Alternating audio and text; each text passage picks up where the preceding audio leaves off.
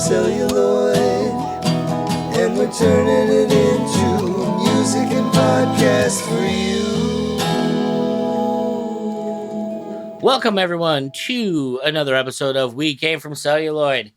I'm Nicky P, here with the illustrious Mr. Brian Pritchard. How are we doing? Wonderful, Nick. Wonderful and excited. I'm looking just on the other side of the computer monitor is a stack of last minute tour stuff. I got a bass drum head so that I could take all of the spare tom heads and other stuff that I have, and I actually had a whole line of spare heads, but I didn't have a good protective box for it. So I bought a bass drum head so I could put all my spare heads in there. And then for the first time in my life, I actually bought road cases to put the individual drums in little protective sleeves. I got soft cases, not hard cases, but because, you know, just the cost difference was dramatic. But I still feel good about the progress made and showing some love to my gear. And it's, you know, what I wanted to say about it is that I've noted with interest how it really does. I don't really worry about having all these supplies and backups and all of that same stuff. We play gigs all the time, right? And technically it's like if my double bass pedal suddenly broke, it would be a problem in Cleveland. If I suddenly, you know, busted through one of my tom heads, it would be a problem in Cleveland. But I never, ever, ever bring backup tom heads and like all of this stuff with me, right? But like there's something about being away from home base where I feel like I just want to be ready for contingencies in a slightly elevated way, right? It's about options. Yes, it'd be a problem in Cleveland, but you know enough drummers in town that if you needed to borrow a drum or you need to borrow a head or something, there's extra options on the table. When we're going to be out of town, we don't know where any of the music shops are.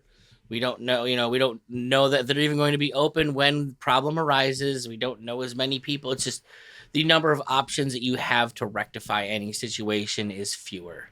And, like it's for me, the other issue is always, it's like, yeah, it's the options you have. It's like why I've insisted that everyone really should bring guitars, because I don't want us to be cooking in Chicago and have a guitar go out and then somebody has to retune to put a new string on in the middle of a set. I want grab the second guitar, plug the fucker in, and then we continue killing our set. It's just the stakes feel higher to me to put on the best show possible with this, fewer potential for bad things to happen, and if like we can prepare for like if the worst happens, all we have to do is plug in a new guitar. That is a much better situation than. No, that's totally it, isn't it? Right? It's the other stuff too, but it is the idea that like I do care about every show we play, but you're right, the stakes feel different. That like this is our like. It's not one and only, but because it's the first time, there is definitely that elevated sense of like first impressions and saying like, yeah, if we want there to be a second and a third and a fourth, then like, I really want this to be so good. And you're right, that sort of momentum killer would be awkward in Cleveland, but we're so much among our tribe anyway. And it's like, this is the venue we're always playing at, with the crowd we're always playing with the fellow bands that we're used to. You know what I'm saying? Like, it feels like, and if something goes wrong on the road, I don't assume that everybody there is like pulling out their diaries and being like crossing our names out. You know what I'm saying? Be like Puma Thurman, unprofessional. Well, it depends, but that depends on how bad the fuck up is. The fuck up is. Well, it's like, I mean, it just out of respect, it's like I don't want to be there and as much effort and time as like a professional like Tlaloc has put in. Dude, I don't want him to like people get upset with him. They're like, oh, what is this amateur hour you bring in here? Like, I want to show up out of respect and like just bring the A game that I know we're capable of. And a lot of it's that. It's like, dude, I know what we're capable of out there. And it's like, I want us to show exactly what we're capable of. I want to put that like, I want to go up there and I want to, in the words of the old bluesman, I want to chop some heads, man. Like I want to take some scalps or whatever. It's like, hey, no, we're here. We're not playing. We're the real deal. No, it's been floating around in my head actually for a month or so.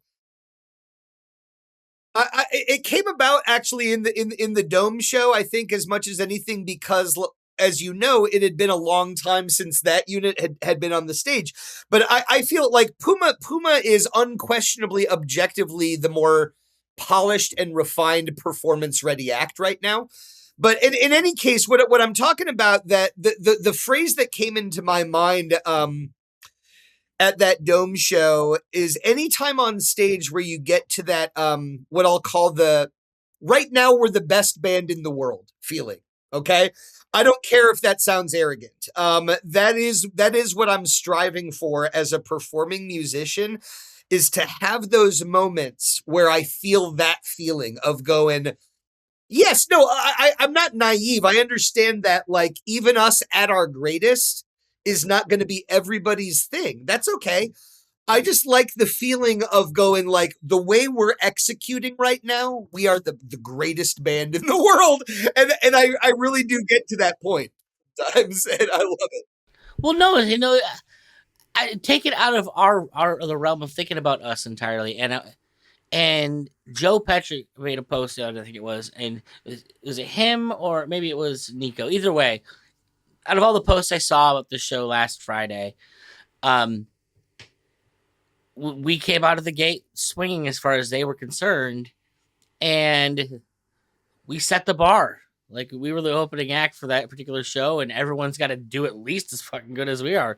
And so this, the stress goes on. I guess the heat is pushed on to everybody. Like, okay, well, you better start bringing it. If that's what we got to follow, then we can't rest on our laurels. We make it better for everybody in that show to go up there with the attitude, I'm going to do the best I can. You're going to, if they're worth their salt, the other bands are going to need to, bring it to stand up next to it. So it's better for the whole ecosystem, brother. Well, and to that end too, like the best band in the world sentiment, just again to be totally clear, nothing going on in my mind is about competition, right, with the other bands. You know what I'm saying?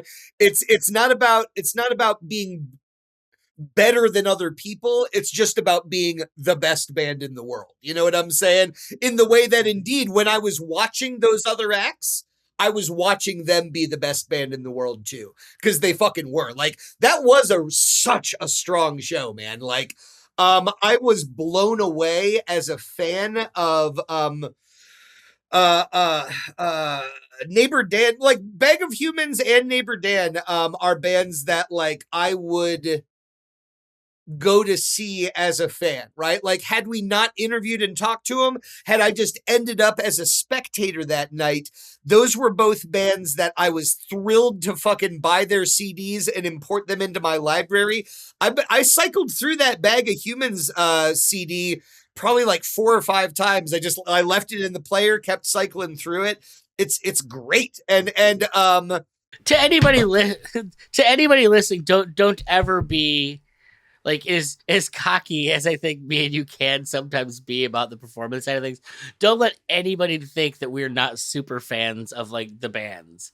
Like, both of us will geek out about local bands. Like, when we love a band, we're fans, and we respect anyone who's like doing good work out there. Like to this day, my favorite band in the world ever is a band I watched once opening for like, I think OK Go 20 years ago. That's a local Cleveland band that potentially I know people that know those guys. They never got huge. Like, they were just a local Cleveland act. And it's literally my favorite band that's ever been. One of my other favorite bands ever is a local Cleveland band because they had 2 bass players, a drummer, and the wildest set you've ever imagined.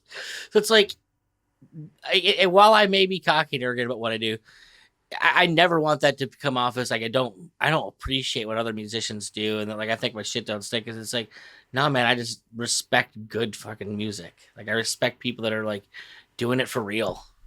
And one thing I've noticed on that side too is that there are absolutely bands that I don't necessarily love the record. Like I've had moments, this wasn't one of them, but I've had moments where I was blown away by a performance. I bought the CD and the CD didn't live up to the performance. You know what I'm saying? Like there's something about, there's times also where I could tell even watching the performance that like it's not my style, or you know what I'm saying, not exactly my thing, but I could still be captivated and really love an act based on seeing how much it means to them, right? That you can see them having that best band in the world energy amongst themselves, amongst how they're playing their instrument and how much they're into it.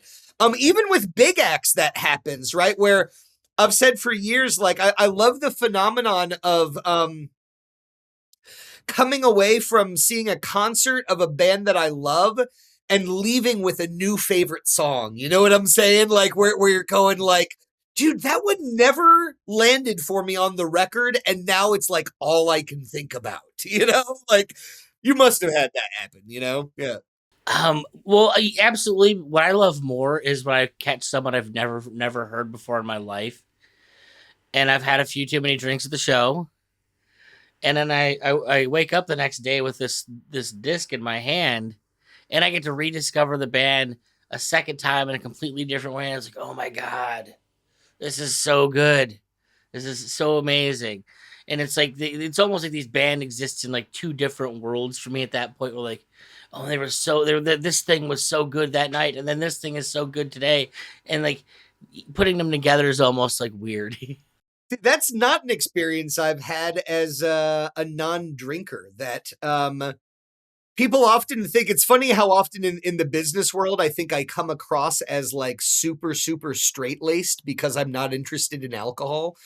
But I'm sitting there going like, I've literally enjoyed everything else and I'm not afraid to drink. I just don't really like it, you know? Well, no, as I say, just to clear everything up for people, as I say that, I haven't had a drink in probably 15 years. Like, Well, and I was going to say that too. It's like, I certainly don't know you to party at all like that. Yeah.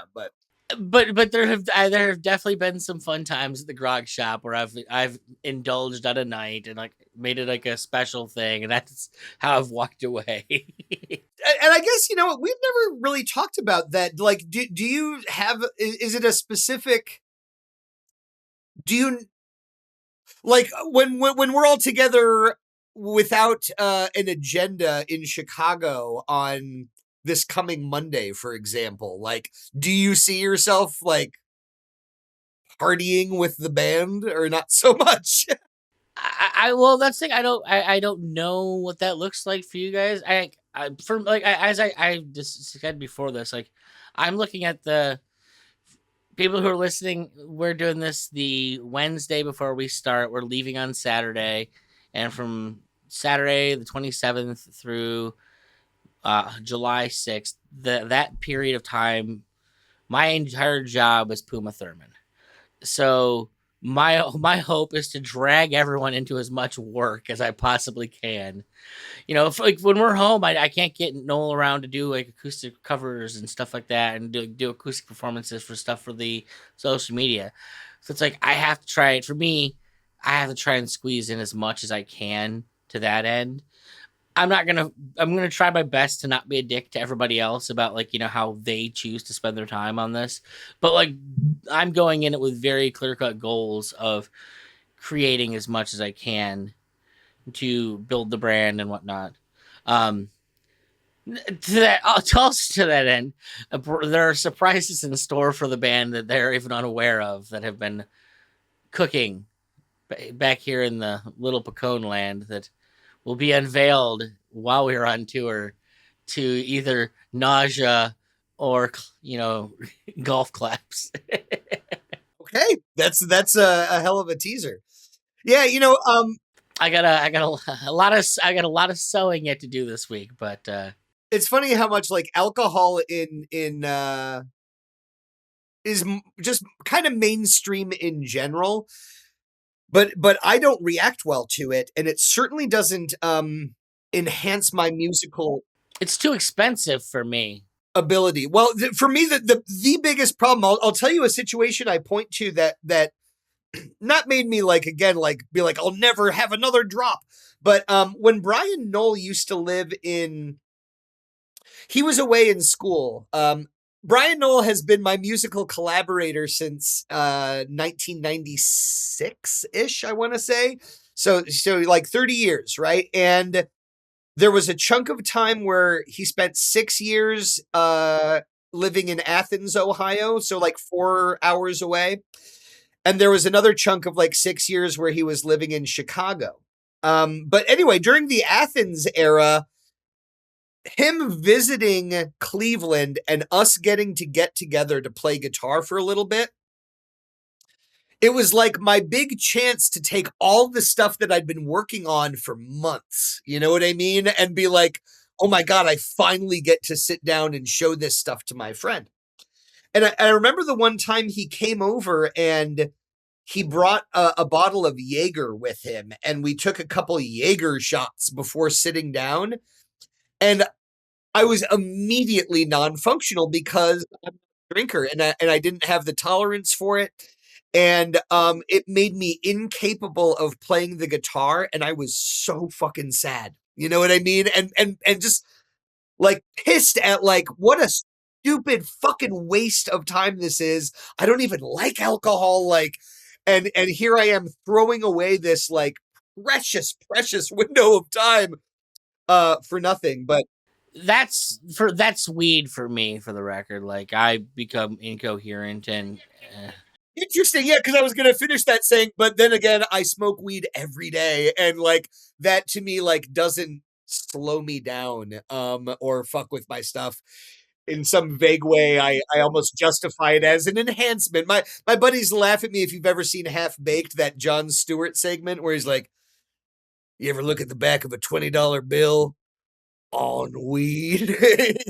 Like that was to me the big epiphany, like discovering weed as a teenager was like all the stuff that I was already so excited about, like a piece of music that I was already nerding out about. Like I would smoke weed and listen to it, and it was like, oh, even better, yes, you know.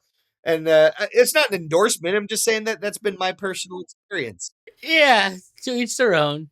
For me, like, I mean, and I've never like I've done many or most of the substances out there just to try.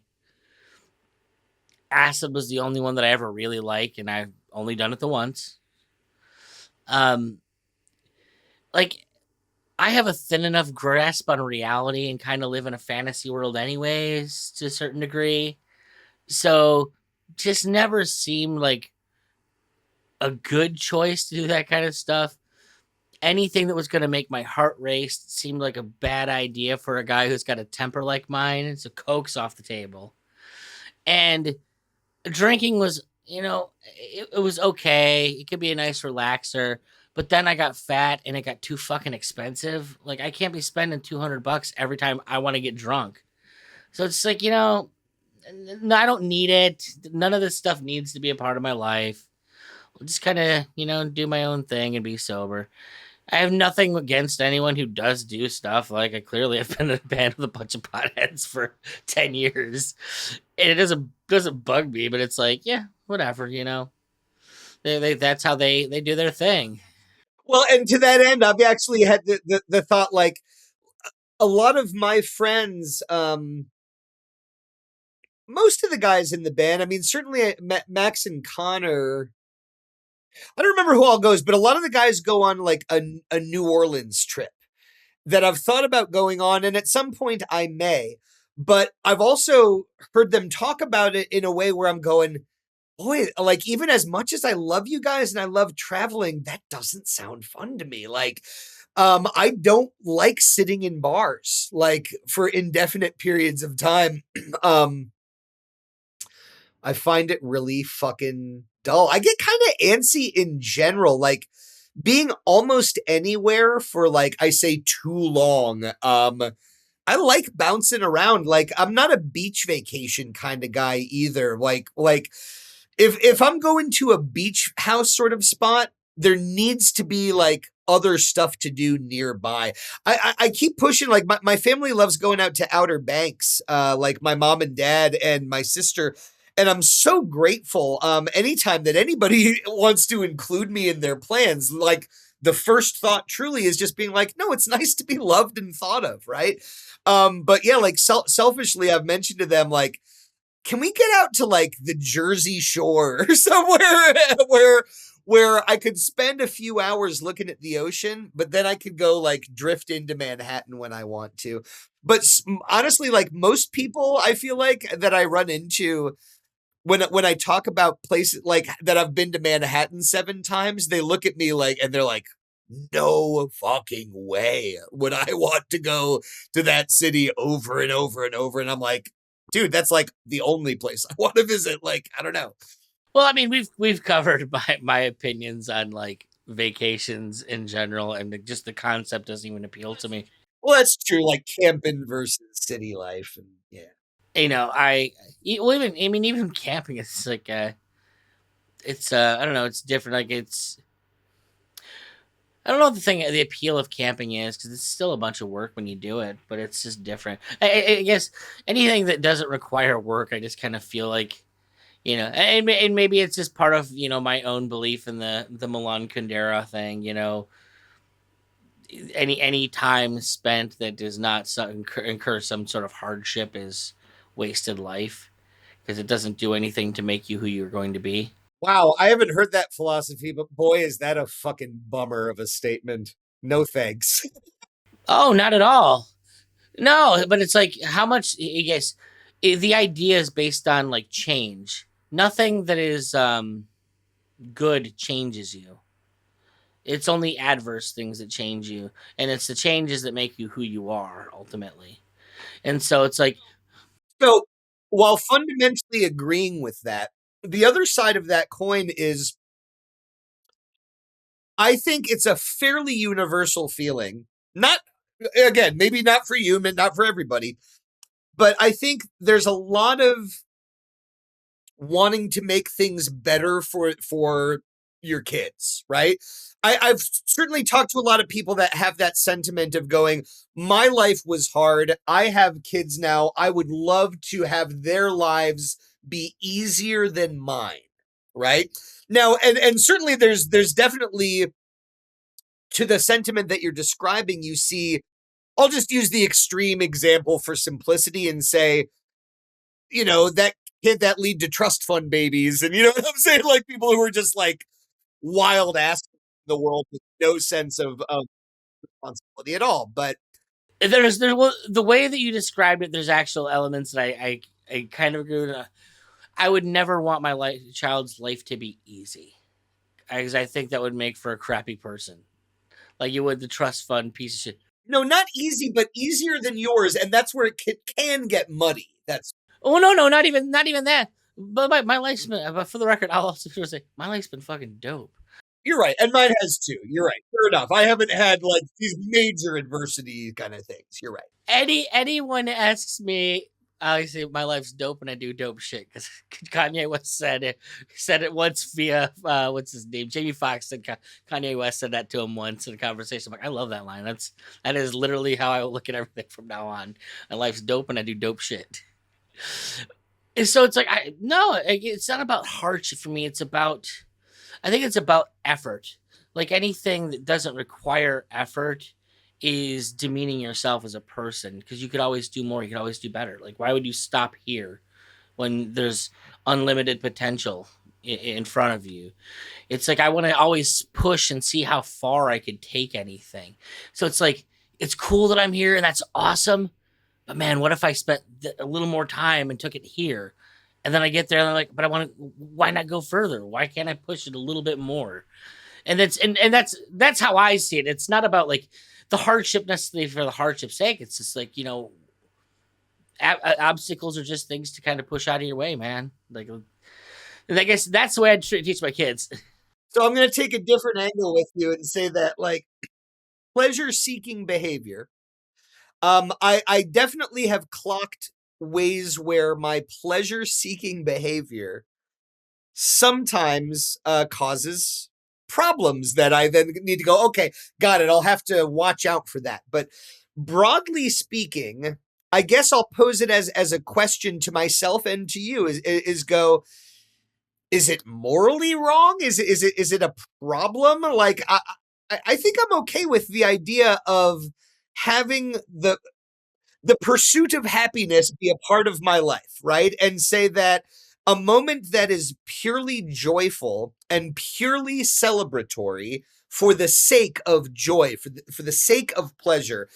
And it doesn't need to be more loaded than that, okay? The chocolate chip cookie, the fucking orgasm, like the beautiful piece of music, like all of the things that are purely joyful, those moments don't need to have this other layer of, but how am I also right now improving? I think it's okay to just sometimes have the fucking cake, love it, right?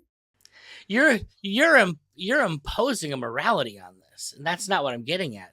No, it's a question. I'm asking a question. I'm not imposing anything. It's a question. Yeah, no, well, no, but I'm saying like, but it's like you're seeing this completely constructed differently than I do. It is the requirement of the work that brings me the joy. Like it's the fact that I had to put in the effort to push to get to someplace else and then break through to that next place. That is where the joy is for me. It's like I'm not saying that like, oh, you know, hey, I watch a TV show and it's, you know, leisure time and it's enjoyable, I guess. But the joy I get from that is never as big as the joy that I get from like accomplishing something, like finishing something, you know, taking something to the next level. It's, I guess, to me, like that's where the dopamine is. It's in those moments. You know, do I get lazy? Do I enjoy my Starburst jelly beans? Absolutely. But like, I also know that that's the cheap, easy route to what I want. What I really want is that fucking the big one I get from like the doing stuff. No, I mean, it's an interesting question, right? Because like maybe I'm just wired differently or wired wrong, but I mean, like that is how it approaches me. No, I'm just thinking about it. I mean, and I did bring up the morality in a way of posing that question of going, based on your worldview, should I be feeling more guilty for moments of just, you know, leisure and pleasure, right? And you're saying, no, that's not the implication of it. But you also have me thinking of going, well, no, I that does resonate with me that there's some unique joy. Like I think I've mentioned going over to Max's just to have like creativity playground time, right? And trying to pursue a scenario like that where we could treat writing and recording and playing music as more of like a game in that way. And to that end, like, yeah, I keep bringing that up. I've brought it up with James for years too, because he's got a bunch of gear in his basement and like, in a way, all of the fixins where it's like, dude, James, for as much time as I spend over at your house, hanging out, smoking weed, listening to music, watching TV, like whatever. And like you said, that leisure time, it's like, no, I'm having fun.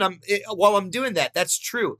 But if there was a recording studio available to me here, that's the game I would pick every fucking time.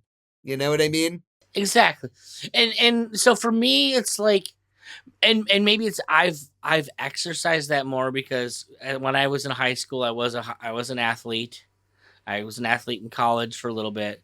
So like I have that natural, like I've gone out and searched for PRs, personal records, my entire life.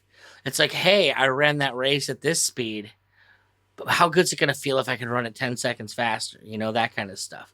And so like in my formative years, like I got used to having that regular dopamine response of bam, bam, bam, hitting that next level. That like maybe that's just it trained me to want to push myself and like to get that, I guess, to get that that higher reward as opposed to the easy one. No, that's well put. Yeah, and you're right. I don't have a thing like that to point to, right? That drumming, which was my big extracurricular, I've certainly spent a lot of time improving my skills, but there's also sort of an objective truth, and I mean this more matter of fact than hopefully coming off braggy when I say I've always been almost effortlessly good at it.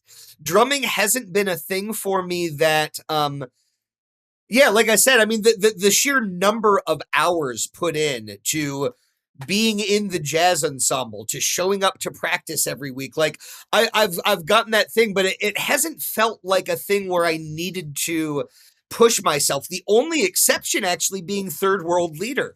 When I was tapped to play drums in that band, suddenly I wasn't playing with my own songs.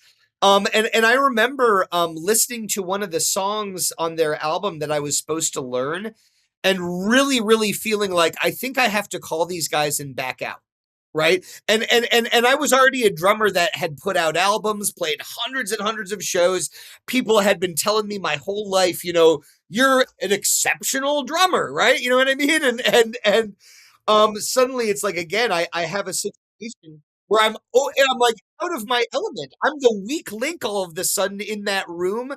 Um, that was an incredible experience that I wish I could have back. You know what I mean?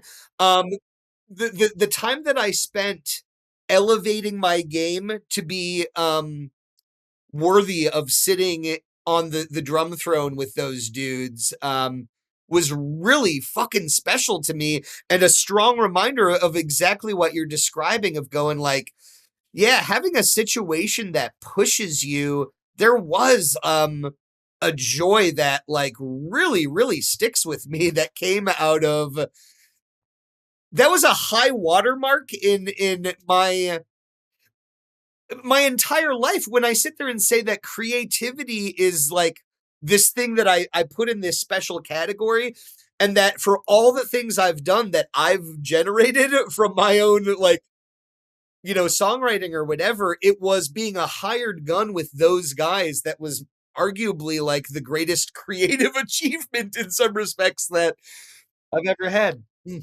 So to double on that story, so I think I've only ever not gotten one audition. Like I mean, I've auditioned a number of times. I've only ever not been like asked to take over a spot once as a vocalist.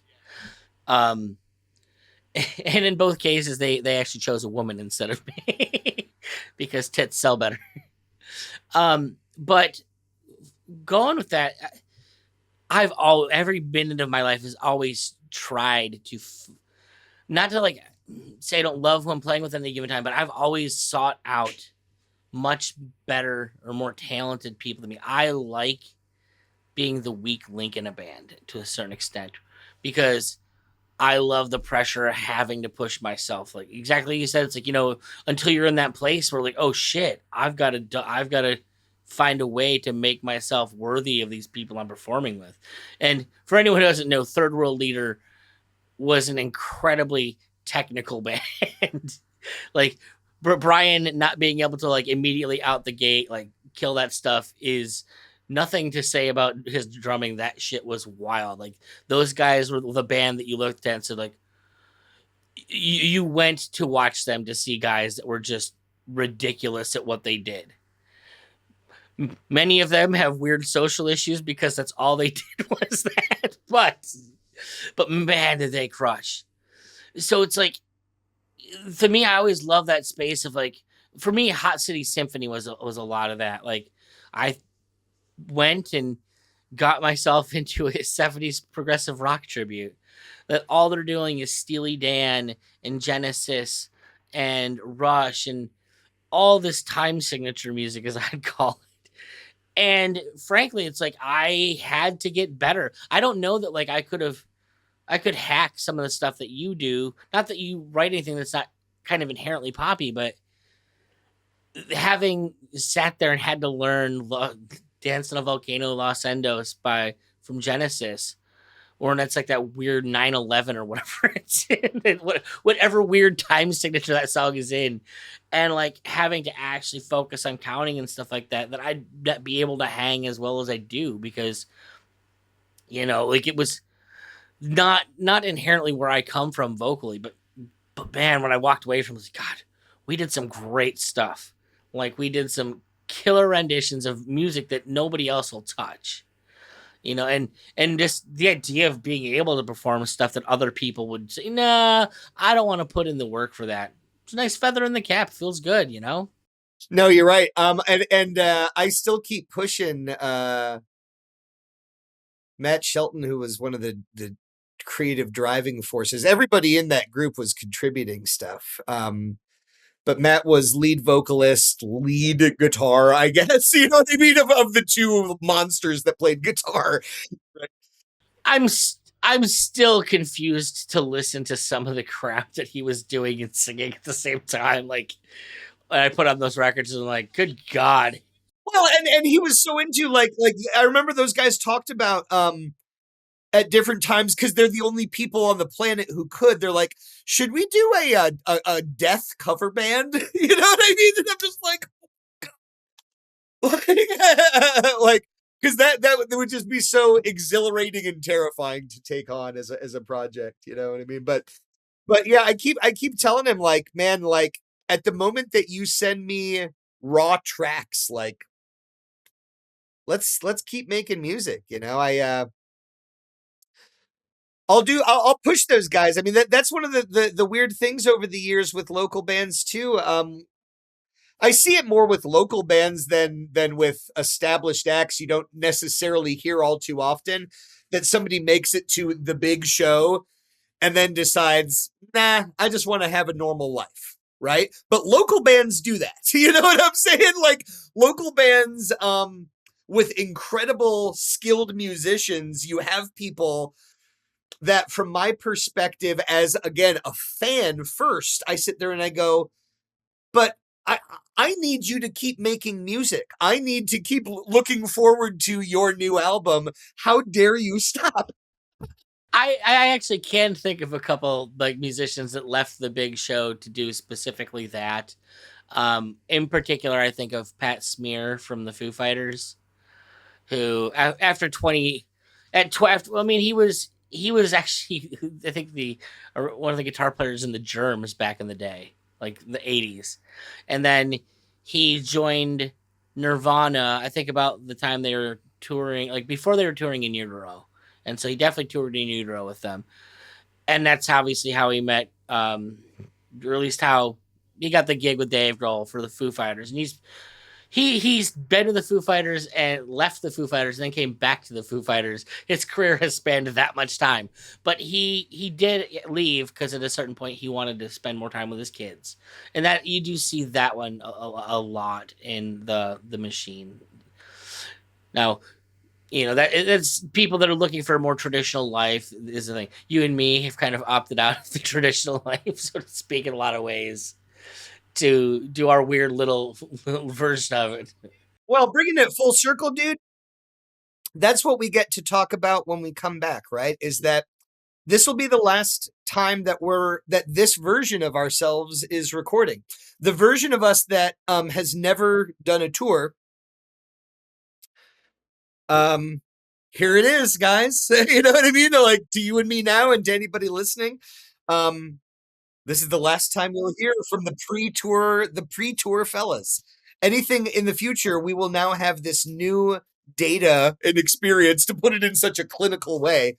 Well, for that matter, like anyone who meets us out on the road, this week, who sees us, you can come to our show. I think we're playing one on Wednesday. We play one on Wednesday. We travel on Wednesday. Wednesday of next week, we are in Sioux Falls. Yeah, so if you come and see us at a show tonight, as of the day this is released, we're already going to be different people. Like we're already going to be processing that data about halfway. So tell me how you get to hear me be this guy and that guy in the same day. That'll be fun conversation. Be like, yeah, I was listening to your former self. Yeah, that would be Just 20 minutes ago, it was that weird. would be lovely. I want to talk to people about. Oh no, it'd be even funnier is if they go back, listen to this episode after they've met us in person, and so they get to like Doctor Who this shit, where you run into the previous version of somebody. I'm going to talk to people, random people, about the intersection between movies and music. Those are the sound bites that I'm going to get from some strangers. That's my ambition, Nick. So I'm going to call my shot, Babe Ruth style, and say one of the things we'll be able to do in the future is. Do you ever hear the episode "Making Hay" from Tell 'em Steve Dave, where they went out to the flea market and then they came back? The episode is basically they keep stopping and starting the recording that they took when they were visiting the flea market. And I've been thinking of that sort of format, right? Of being like, let's go capture some conversations and then we can come back and listen to it and stop and start and be like, yeah, that guy was cool. Like, or he was fucking weird as shit, whatever. I mean, talking to people on the road is definitely something I plan to do a bunch of. So, but I'm not scared to just grab like random passerby either, so. Yeah, let's do all of the above. Hey, whatever your Jones works for there, buddy. Anyways, folks, thank you so much for spending another episode with us. Hope to see as many on the road as we can.